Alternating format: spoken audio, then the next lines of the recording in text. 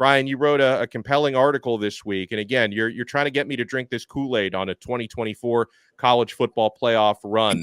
Outside of, and I'm glad you noted this in your piece, because players like Cam Ward and Reuben Bain are very obvious that they hold keys to the season. So you can kind of take them out. That's just known.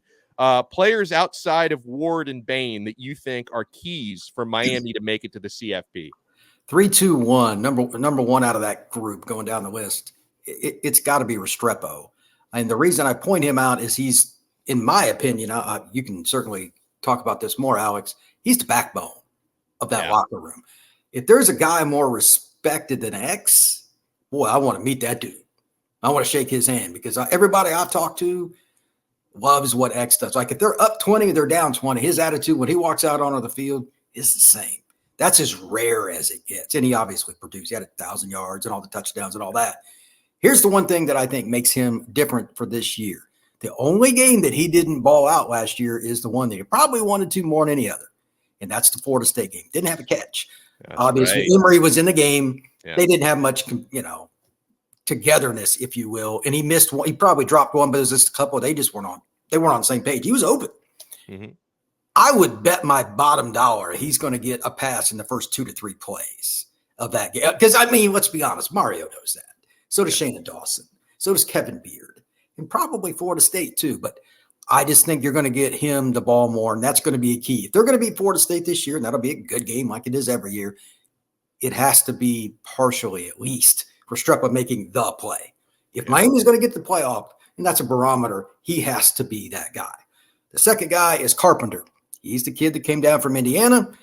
When you can get guys that have been in college football as long as he has, be 5th, 6th year senior as your pivot guy with a new quarterback. I know Cam's talented. It's still important. Look what Matt did last year. Oh, he was amazing. Yeah. I'm not saying he's Matt Lee. Let me be very, very, very, very clear. Matt's going to start in the NFL. Yeah.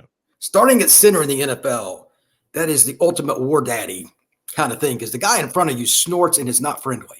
So he's that guy. Carpenter's still pretty darn good, though, and I think that's going to help them, because Miami should, correct me if I'm wrong, have a top 10 O-line, but if you're not making the right long line calls, that talent is mitigated.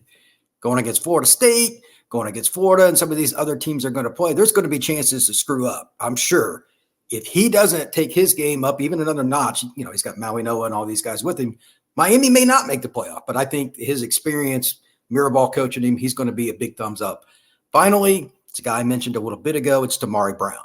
Yeah. Miami needs somebody that, nothing wrong with Daryl Porter and some of the guys they've had, a bigger bodied corner to go against top-notch teams. It's either you have size or you don't. Damari is a physically strong young man. He's going to have this offseason.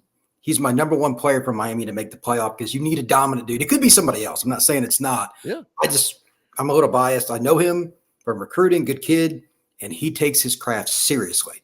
If Miami's going to make the playoff, I think he will play a very large role.